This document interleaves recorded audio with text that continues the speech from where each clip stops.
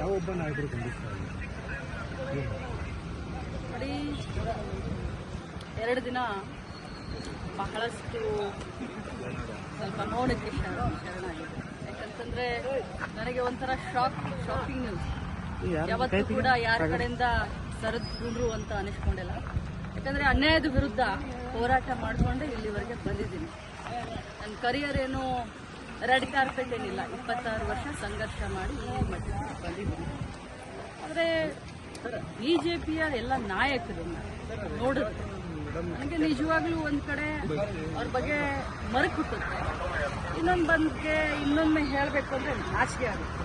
ಯಾಕಂತಂದ್ರೆ ಯಡಿಯೂರಪ್ಪಾಜಿಯವರ ಮಗ ವಿಜಯ್ ಅಂತ, ಆರ್ ಅಶೋಕ್ ಅವರು, ನಮ್ಮ ಸಮಾಜದ ಹಿರಿಯ ಮುಖಂಡರಾದಂಥ ಯತ್ನಾಳ್ ಅವರು, ಬೆಲ್ಲದವರು, ಇವರು ಎಲ್ಲರೂ ಒಬ್ಬ ಮಹಿಳೆಯನ್ನ ಅಸಹ್ಯ ಮಾಡಿದಂತ ವ್ಯಕ್ತಿಗೆ ಇವತ್ತು ಸಪೋರ್ಟ್ ಮಾಡೋದನ್ನ ನೋಡಿದ್ರೆ ಒಮ್ಮೆ ಮರಗು ಬರುತ್ತೆ.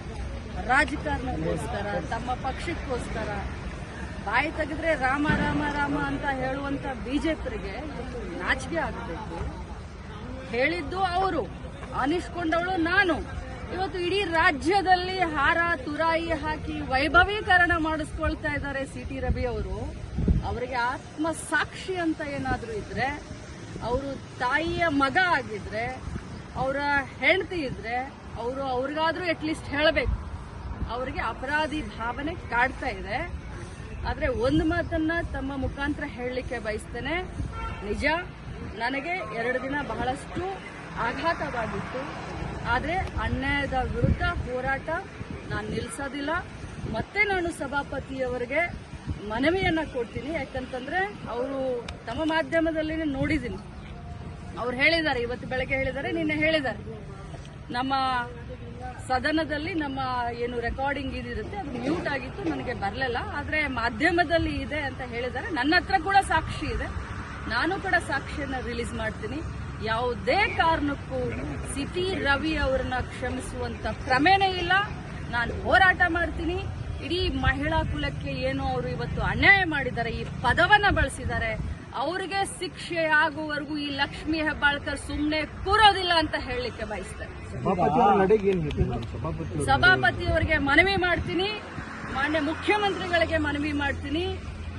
ಏನು ಪೊಲೀಸ್ ತನಿಖೆ ಆಗಬೇಕು ಆದಷ್ಟು ಬೇಗ ಆಗಬೇಕು.